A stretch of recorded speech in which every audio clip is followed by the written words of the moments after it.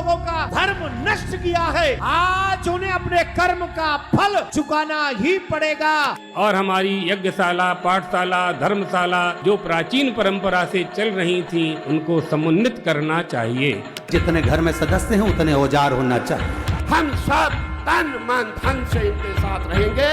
समान नागरिक संहिता इस देश में लागू की जाए। विश्व के किसी देश में मुस्लिम वक्फ बोर्ड नहीं है, भारत में क्यों? किसी माई के लाल में हिम्मत नहीं हम संतों को रोक सके। 25 लाख तो इनके पास में नागा साधु हैं। अगर इस सनातन बोर्ड के आड़े में कोई भी आएगा तो हम उसको छोड़े वाले नहीं है। ढेरों मंदिर सरकार के नियंत्रण में है, उस पर विचार हो। बिना शस्त्र से कोई काम हो ही नहीं सकता। सनातनी जग जाओ, इकट्ठे हो जाओ, नरसंहार करो इन पापियों का। हम हिंदू हैं, हिंदुस्तान।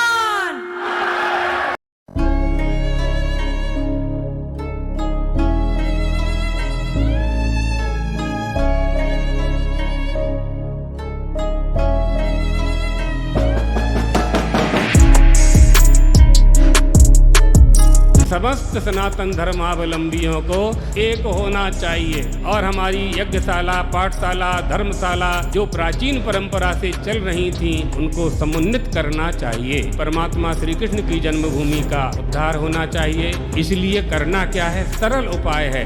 प्रत्येक जिले में आंदोलन शुरू करें। जैसे देवकी नंदन ठाकुर जी ने ये सभा की है, ऐसी जितने भी जिले, हर जिले में एक सभा हो जाए। जब वक्फ बोर्ड बना उसी समय सनातन बोर्ड क्यों नहीं बना? हमारे मंदिर सरकार ने अपने कब्जे में ले लिए, हमारी गौ माता सड़क पे डोल रही है। सरकारी ऑफिसर हमारे मंदिर की व्यवस्था कैसे कर सकता है जिसे का खा गा भी नहीं पता? ये धर्माचार्यों का काम है, सरकार का नहीं। जिन लोगों ने प्रसाद में मिलावट की है, ऐसे लोगों को कठोर सजा मिले। भगवान को मानने वालों, भगवान का नाम जाप करने वालों, बताओ जमीर है कि मर गया? तो अपने ठाकुर जी को जामा मस्जिद की सीढ़ी से लाकर मथुरा में कन्हैया का भव्य दिव्य मंदिर बनाए, इसके लिए धर्म संसद यहाँ पर बैठी। 3 मुद्दे हो गए, सनातन बोर्ड का निर्माण, कृष्ण भूमि के मंदिर का निर्माण, तीसरा जिन्होंने प्रसाद में मिलावट की है उन्हें सजा।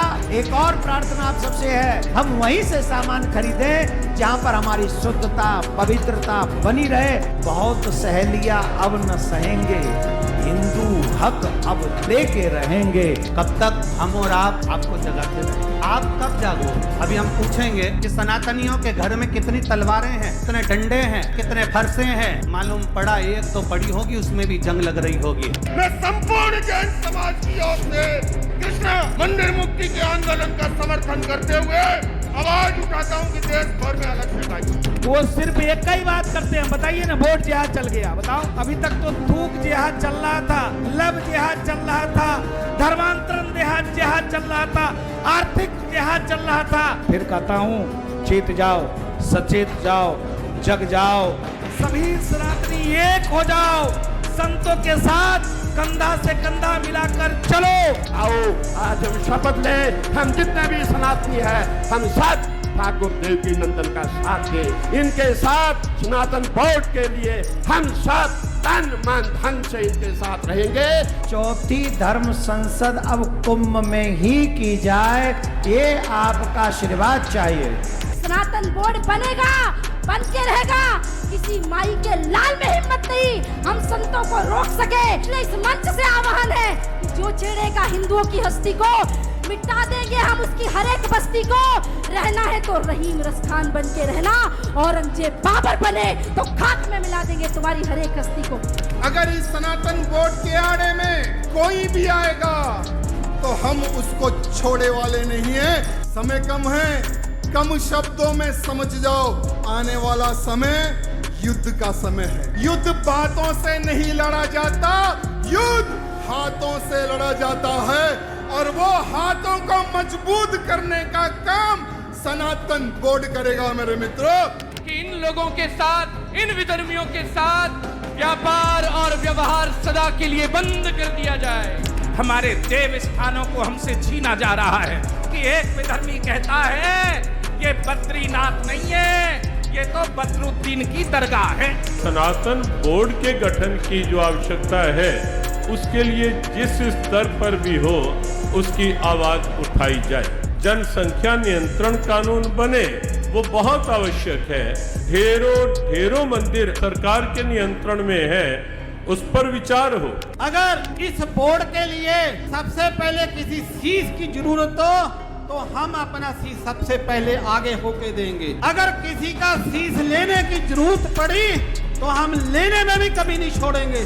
अरे ओ सनातनियों, इकट्ठे हो जाओ। जिस दिन तू गाय को सामने रख करके उसके पक्ष में खड़ा हो जाएगा, उसके पक्ष में मतदान दे देगा, उस दिन सपने में नहीं अपने में तेरे राम आ जाएंगे। यह समय बहुत भयंकर आ गया है। आज मुस्लिम वक्फ बोर्ड के नाम पर यदि वो खड़े होकर कह दे कि ये मंदिर मुस्लिम वक्फ बोर्ड का है, आप उसको रोक नहीं पाएंगे। विश्व के किसी देश में मुस्लिम वक्फ बोर्ड नहीं है, भारत में क्यों? आज इस देश के अंदर जो कानून बना हुआ है उस कानून से हम लोगों को लड़ना होगा। जब तक इन पापियों का नरसंहार नहीं होगा तब तक धर्म की स्थापना नहीं हो सकती है। सनातन बोर्ड की स्थापना होगी होगी होगी। देश धर्म से बढ़कर प्यारे, जाति ऊंची नहीं होती। कितना जतन कर लो कंधे से, छाती ऊंची नहीं होती। मैं और मेरे के चक्कर में अगर जो तुम पड़ जाओगे, आज अगर जो ना संभले, आज अगर जो ना संभले, कि जो खालसा को मानता होगा वो सनातन मंदिरों पे हमला नहीं करेगा। क्योंकि खालसा पंथ की स्थापना गुरु गोविंद सिंह जी महाराज ने, सिख पंथ की स्थापना सनातन की रक्षा के लिए करी थी। अगर कोई मंदिर पे हमला करता है वो सिख नहीं हो सकता, और जो सिख है वो मंदिर पे हमला नहीं कर सकता। मुझसे सवाल किया गया कि कुछ खालिस्तानियों ने मंदिर पे हमला किया है और वहां का जो राष्ट्रपति है, प्रधानमंत्री है, मुझे नहीं पता उसका एग्जैक्टली क्या डेजिग्नेशन है, नाम पता है ट्रूडो, उसके बारे में क्या कहोगे? मैंने कहा ट्रूडो कनाडा के राष्ट्रपति के बारे में, कनाडा का जो प्रधानमंत्री है उसके बारे में। महाराज जी क्या है, वो प्राइम मिनिस्टर है, राष्ट्रपति है? प्राइम मिनिस्टर, प्रधानमंत्री है कनाडा का ट्रूडो। वो खालिस्तानियों का समर्थन करता है। मैंने जवाब दिया, कनाडा में बैठे हुए ट्रूडो का इलाज तो हम कर देंगे, लेकिन जो भारत की संसद में कुछ ट्रूडो मौजूद हैं, इनका इलाज कब होगा? यह भारत 1000 साल तक गुलाम रहा। 1000 साल तक, 1000 साल तक भारत इसलिए गुलाम नहीं रहा कि बाबर बहुत बहादुर था। 1000 साल तक ये भारत इसलिए गुलाम नहीं रहा कि तैमूर लंग, नादिर शाह और महमूद गजनवी बहुत बहादुर थे। 1000 साल तक ये भारत इसलिए गुलाम नहीं रहा कि अकबर बहुत बहादुर था, अंग्रेज बहुत बहादुर थे। 1000 साल तक ये भारत इसलिए गुलाम रहा कि इस देश के अंदर कुछ जयचंद मौजूद थे, कुछ गद्दार मौजूद थे, कुछ मानसिंह मौजूद थे।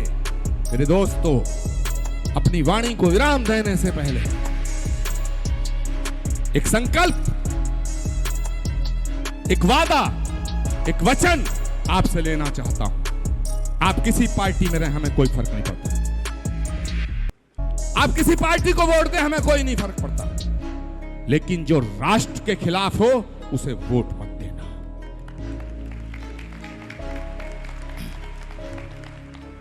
और आपका अगर विरोधी भी हो, अगर आपकी उससे कोई लड़ाई हो, व्यक्तिगत लड़ाई हो, सामाजिक लड़ाई हो, व्यवहारिक लड़ाई हो, लेकिन वो राष्ट्रभक्त हो, तो उसे अंधे होकर के वोट देना।